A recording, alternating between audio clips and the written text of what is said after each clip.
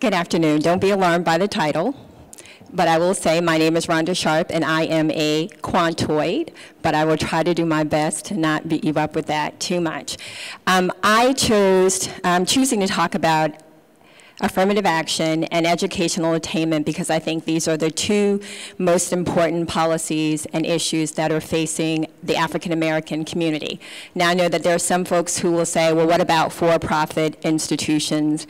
And my response to that is the work that I have done shows that if we look at for-profit, they are not enrolling what we would consider traditional age students. So those are 18 to 24-year-olds. So I don't necessarily see that as so much of an issue for our community as I'm thinking about educational attainment. I am also talking about affirmative action today because this is the 35th, this year is coming up on the 35th anniversary of the Bakke case. And it is also coming into the 11th year of the 25 years that Justice O'Connor said in Gratz and Grutter that, you know, she was hoping that we would need affirmative action in 25 years. I don't think that she had anticipated that 6 of those 11 years into the 25 would have had the economic conditions that we are looking at.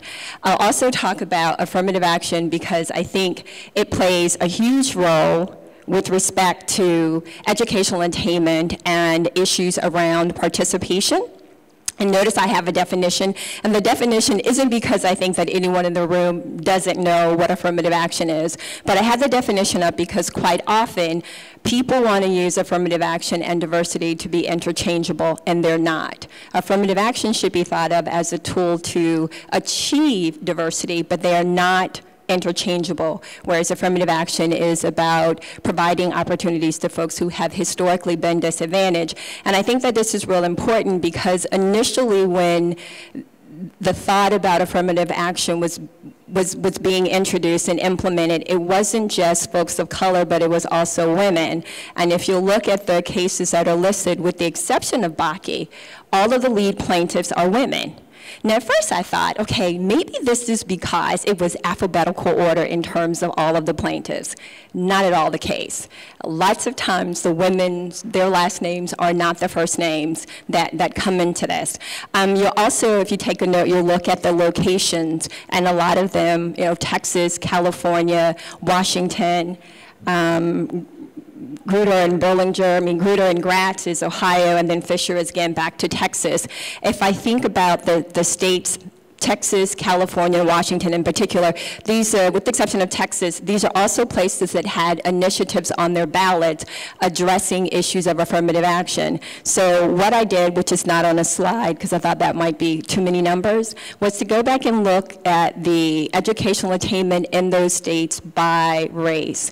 And one of the things that I noticed that was most interesting is between 1980, which is right after Bakke, to looking at the educational attainment on average for the 2000s, in particular degree and enrollment, I was finding that the share of whites in the public institutions in particular was dropping anywhere between 12 and 20%. So it might be, you know, 76% in one year, it would be 50% by the time to 2000s, and I believe that's the case for California.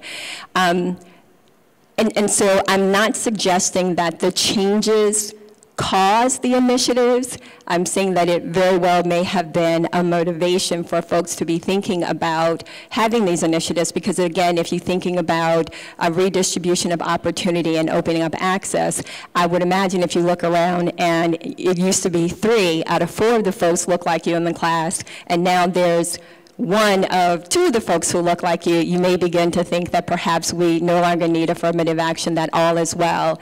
I am also talking about affirmative action because I don't think that the courts are going to eliminate it. I do believe that what they're going to require folks to do is take more of a holistic approach. And what that essentially means is, you know, they will look at everything from the quality of your high school. There will be a statement about how you contribute to diversity. It may be socioeconomics, although they know that if you use that as a factor alone, it won't replicate the type of diversity that you would get in student body had you used affirmative action, which in higher ed has usually meant that you get points for your race.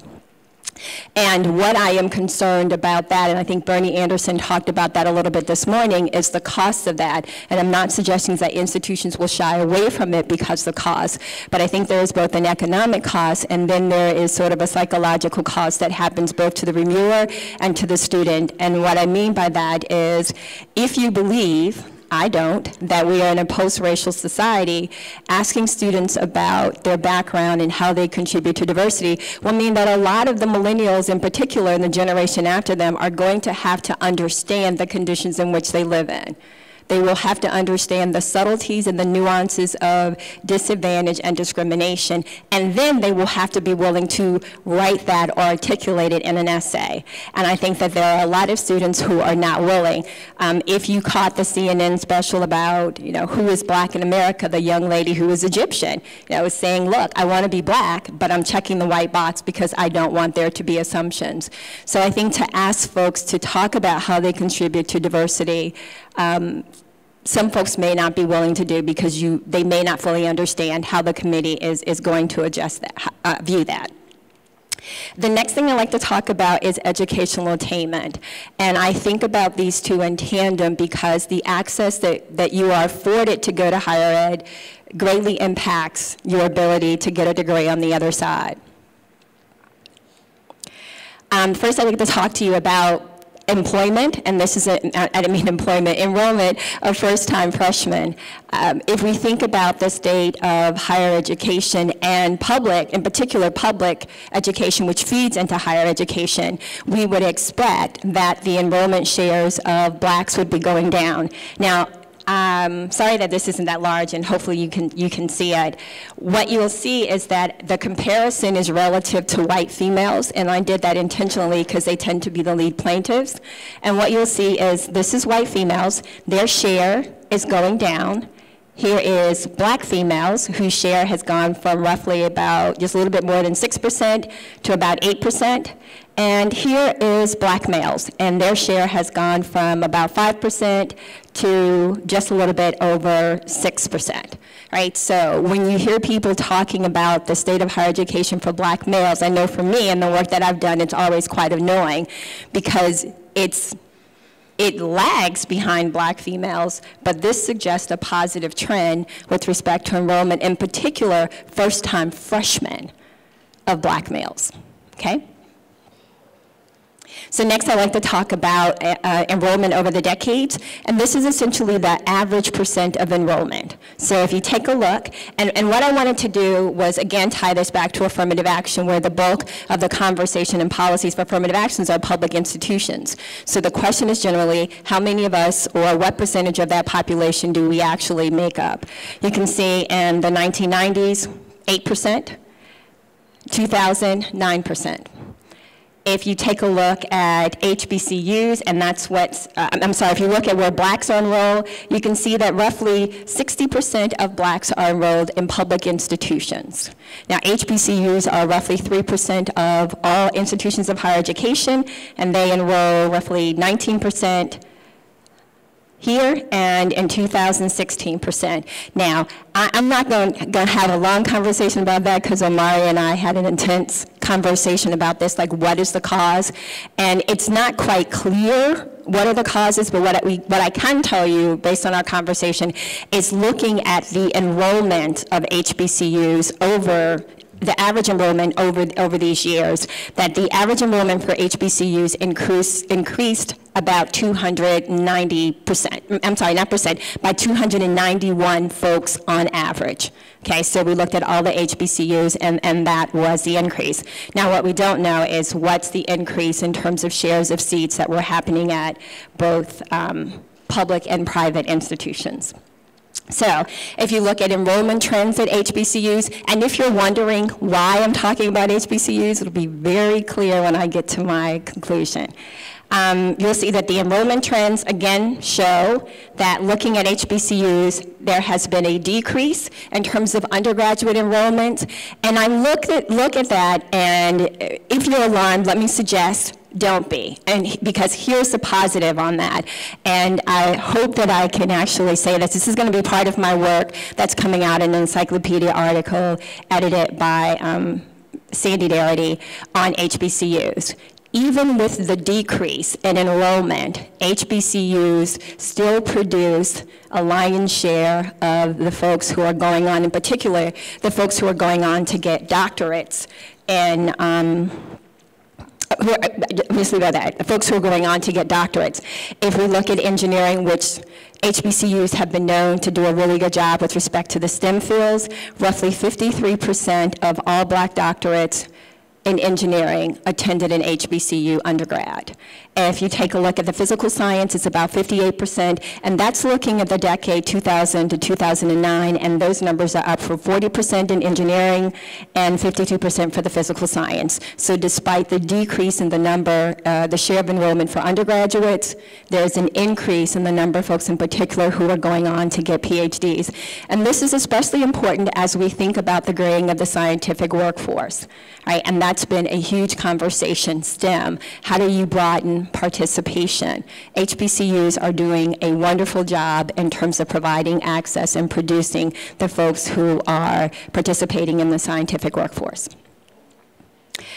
I think I'll go past that. Okay, so I'll wrap up quickly. What I wanted to remind folks is, again, that diversity and affirmative action are not interchangeable. And then my last point, I think that now that John Wilson has gone on to be the president at Morehouse, that it is most important that the next person who is going to lead the HBC initiative at the White House be someone who is going to be a promoter of HBCUs in all that they do, and not necessarily have an environment where we are responding to why HBCUs are still needed and if they are still needed. I think that there is an excellent story to tell. And that ranges from everything in terms of you look at the number of funding for research in the sciences that are awarded to HBCUs, which is something like less than 1%.